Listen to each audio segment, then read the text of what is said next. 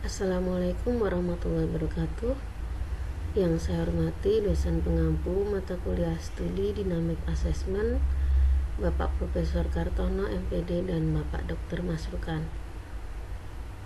Berikut saya akan mempresentasikan rangkuman bab 7 tentang menerapkan penilaian dinamis pada anak usia sekolah. Saya Maharani Izatin dengan NIM 0401619002. Prosedur khusus yang sesuai untuk digunakan pada siswa usia sekolah dari sekolah dasar hingga sekolah menengah yaitu model generik yang dapat berfungsi sebagai overlay untuk penilaian dalam kaitannya dengan hampir semua konten kurikulum untuk siswa dari segala usia. Ini disebut dengan Curriculum Based Dynamic Assessment atau penilaian dinamis berbasis kurikulum, disingkat dengan CBDA. Kemudian yang kedua adalah prosedur yang dirancang untuk menyaring kelompok siswa seukuran kelas dari kelas 1 sampai dengan kelas 5. Ini usianya sekitar 6 sampai dengan 10 tahun. Karena ini merupakan modifikasi dari Das and Nagleri Cognitive Assessment System, maka judul prosedurnya adalah CAS atau GDAP atau Cognitive Assessment System or Group Dynamic Assessment Procedure. Kemudian prosedur yang ketiga adalah prosedur yang dirancang untuk mengidentifikasi siswa berbakat dari latar belakang budaya. Porsi dinamis dari pendekatan ini merupakan modifikasi dari Nagleri Nonverbal Ability Test yang disebut NAT atau DA. Pertama yang akan kita bahas ada prosedur Curriculum Based Dynamic Assessment atau CBDA. CBDA adalah pendekatan umum yang dapat menggabungkan hampir semua konten spesifik atau terkait dengan domain apapun. Pengembangan pendekatan ini merupakan upaya untuk memaksimalkan hubungan antara penilaian dan instruksi. CBDA dimulai dengan pemilihan konten kurikulum yang relevan dan konstruksi Curriculum Based Assessment atau CBA yang sesuai digunakan sebagai pretest dan posttest. Komponen dinamis masuk setelah langkah ini dengan menerapkan format pretest, intervene, retest dengan dimasukkannya intervensi yang membahas tuntutan pemrosesan tugas yang dipilih dalam kaitannya dengan kemampuan pemrosesan pelajar. Nah, sebelum terlibat dalam analisis proses untuk pelajar dan tugas, bagaimanapun penilai harus selalu menentukan dasar pengetahuan pelajar mengenai konten, yaitu yang pertama tentang perhatian. Proses perhatian mencakup dua aspek, yaitu fokus dan selektivitas. Fokus menyangkut kemampuan pelajar untuk mempertahankan perhatian pada target, dan selektivitas menyangkut kemampuan pelajar untuk menghambat reaksi terhadap rangsangan bersaing saat melakukannya. Kemudian yang kedua adalah persepsi, di mana persepsi adalah proses aktif yang meliputi pencarian elemen terpenting dari informasi, perbandingannya satu sama lain, pembuatan hipotesis mengenai makna informasi secara keseluruhan, dan verifikasi informasi. Yang ketiga adalah tentang memori. Flavel tahun 1985 mendefinisikan memori sebagai retensi semua produk dan pencapaian perkembangan kognitif seseorang hingga saat ini. Aktivitas penyimpanan yang memasukkan informasi ke dalam memori sementara aktivitas pengambilan memulihkan informasi dari memori. Terdapat 3 jenis memori yang biasanya dibedakan, yaitu memori jangka pendek, memori kerja, dan memori jangka panjang. Berikutnya adalah bahasa. Menurut Lahi tahun 1988, dimensi dasar bahasa adalah isi, bentuk, dan fungsi. Ini mengacu pada apa yang sebenarnya dikatakan oleh pelajar, seperti kata-kata yang digunakan dan konsep yang dikomunikasikan atau konten, sintaks atau urutan pengungkapannya, dan kegunaannya atau fungsi. Berikutnya adalah penalaran. Meskipun ada tumpang tindih yang signifikan antara bahasa dan penalaran, Kategori ini mengacu terutama pada pengembangan fungsi mental yang lebih tinggi atau pemikiran analitik representasional. Ini secara khusus mencakup kemampuan seperti penalaran analogis, sebab akibat, dan inferensial. Kemudian yang terakhir adalah tentang metakognisi atau perencanaan.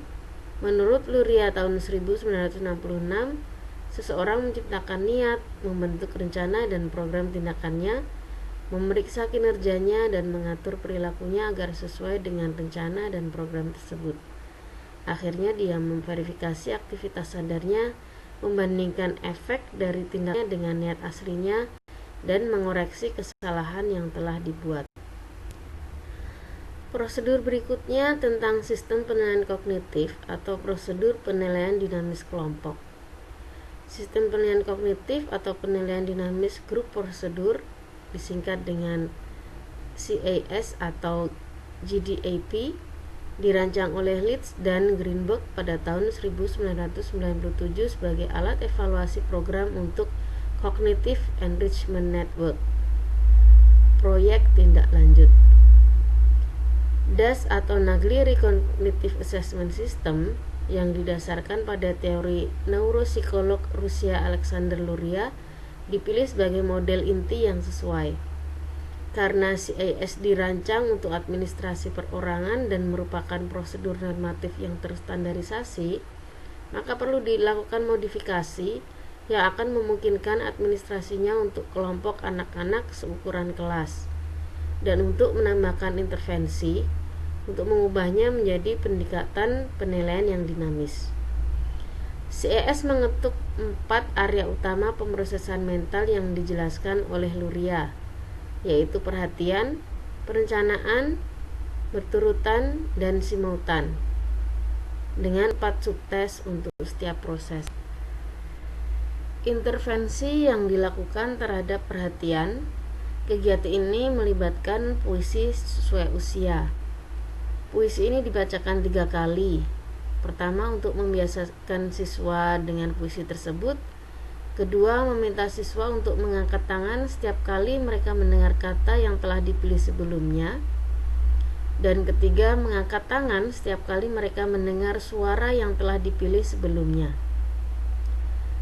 Penilai berdiskusi dengan mereka bagaimana mereka dapat mengontrol perhatian mereka dengan terlebih dahulu mendengarkan satu hal dan kemudian beralih ke mendengarkan hal yang lain. Penilai kemudian membagikan lembar dari tugas pembatalan lainnya yang tidak terkait dengan pretest CAS dan mendiskusikan strategi yang baik untuk melanjutkan jenis aktivitas ini. Hal ini harus diperoleh siswa sebanyak mungkin. Intervensi berikutnya adalah pemrosesan simultan. Pada intervensi ini, penilai memilih siswa dari kelas untuk berdiri di depan dan bertanya kepada kelas, apakah dia tinggi atau pendek? Diskusi terjadi kemudian mengenai poin bahwa tidak ada jawaban untuk hal ini tanpa membandingkan siswa dengan orang lain. Penilai kemudian memilih siswa lain untuk berdiri di samping siswa pertama dan mengajukan pertanyaan yang sama dengan diskusi selanjutnya. Inti dari intervensi adalah bahwa beberapa hal tidak dapat diketahui tanpa mengetahui gambaran keseluruhan untuk melihat bagaimana satu hal berhubungan dengan yang berikutnya. Penilai kemudian menggambar bentuk di papan tulis dan meminta siswa untuk memberi label tersebut. Bentuk-bentuk ini dipilih dari pretest simultan dan ini dilakukan untuk memastikan bahwa siswa memiliki basic pengetahuan kosakata untuk tugas tersebut. Intervensi berikutnya terkait pemrosesan berturutan. Intervensi ini melibatkan tepukan suku kata dari nama siswa yang ada di kelas dan kemudian merepresentasikannya sebagai garis dan garis di papan tulis. Penilai membahas pentingnya keteraturan dan pengaruh keteraturan terhadap akurasi. Mengubah urutan akan mengubah nama dan artinya akan hilang. Penilai kemudian berbicara tentang bagaimana Hal ini berlaku juga untuk membaca, mengeja, dan matematika. Misalnya bagaimana membuat perbedaan untuk menulis cat atau CTA,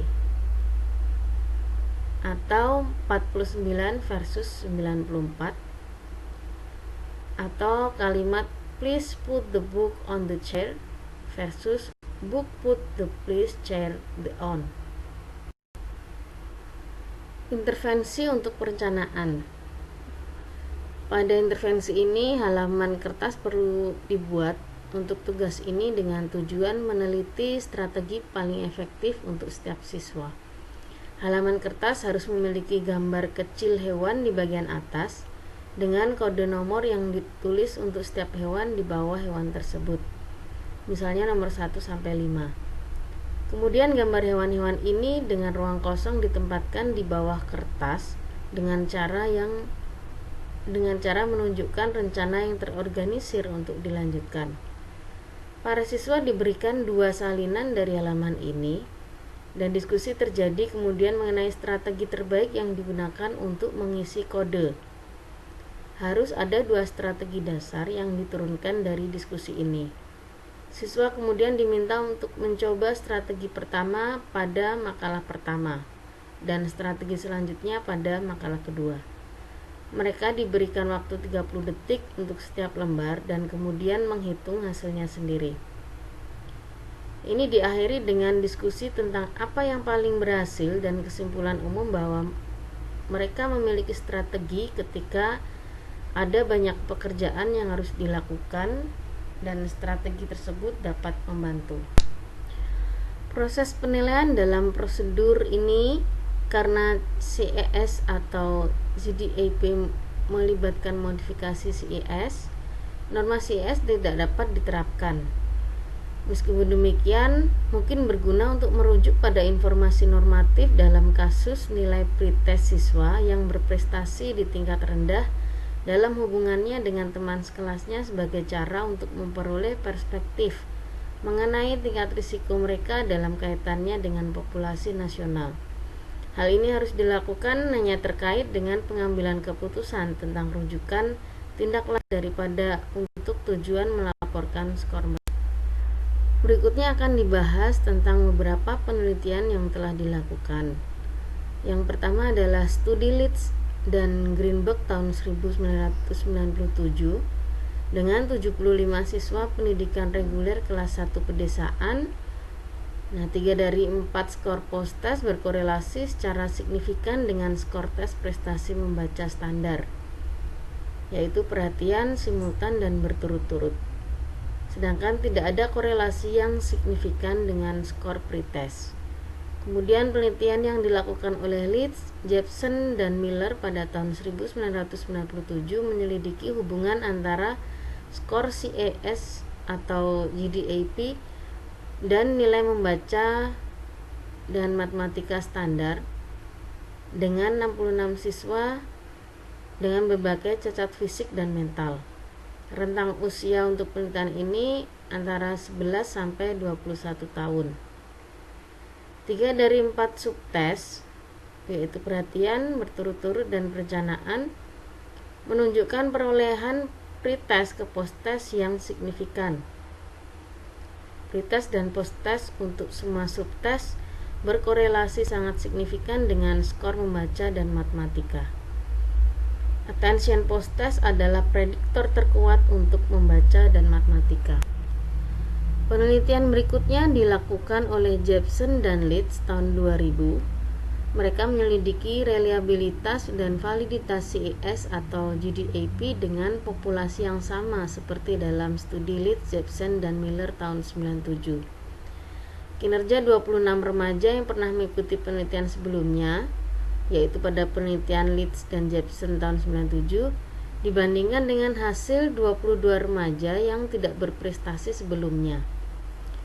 Hal ini memungkinkan penulis untuk melihat stabilitas hasil untuk kelompok peserta pertama atau reliabilitas, serta memberikan kelompok kontrol peserta baru yang menyelesaikan pretest dan post-test CES atau GDAP tanpa intervensi atau mengukur validitasnya.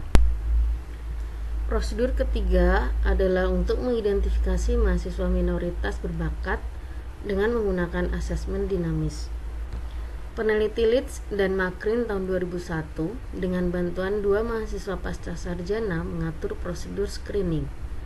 Para peneliti memilih prosedur yang penyaringan untuk mencerminkan rekomendasi penulis penelitian dan literatur terkini.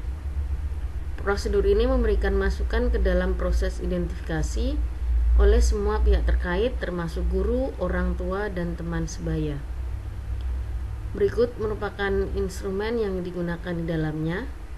Yang pertama, Gift and Talented Evaluation Scales atau GATE. Ini dicetuskan oleh Gilliam, Carpenter, dan Christensen tahun 96. Nah, instrumen ini diselesaikan oleh guru. Kemudian Iowa Test of Basic Skills atau ITBS dicetuskan oleh Drahozel tahun 1997 terkait untuk mengukur kemampuan membaca dan matematika. Kemudian Sociometric Questionnaire ini diisi oleh rekan sejawat. Kemudian ada Parent Questionnaire yang diisi oleh orang tua, dan Group Dynamic Assessment Procedure of the Attention Subtest from the CES or GAP. Nah, ini digunakan untuk observasi partisipasi kelas. Intervensi Dynamic Assessment untuk NNAT dirancang sekonservatif mungkin, namun mewakili mediasi yang bermakna bagi siswa. Mediasi ini melibatkan 3 langkah. Langkah yang pertama, para siswa diberitahu apa yang telah mereka pilih dan bahwa tanggapan pertama ini tidak benar. Kemudian mereka diminta untuk melihatnya lagi, untuk melihat apakah mereka dapat menghasilkan tanggapan yang lebih baik. Jika siswa kemudian memberikan tanggapan yang benar tanpa dorongan lebih lanjut, maka mereka diberi nilai 1 atau nilai penuh. Apabila siswa tidak memberikan jawaban yang benar setelah langkah 1, maka penilai mengarahkan perhatian mereka pada detail matriks dan berkata, lihat bagaimana ini dengan menunjuk berhubungan dengan ini dan bagaimana ini berhubungan dengan ini. Jika siswa kemudian secara spontan memilih jawaban yang benar, mereka kemudian diberi skor 0,5 untuk item tersebut. Namun jika siswa tidak memberikan jawaban yang benar setelah langkah 2, asesor membujuk mereka untuk menyelesaikan soal yang benar dan tidak kredit yang diberikan. Demikian pembahasan tentang penerapan dynamic assessment pada anak usia sekolah. Terima kasih atas perhatiannya. Wassalamualaikum warahmatullahi wabarakatuh.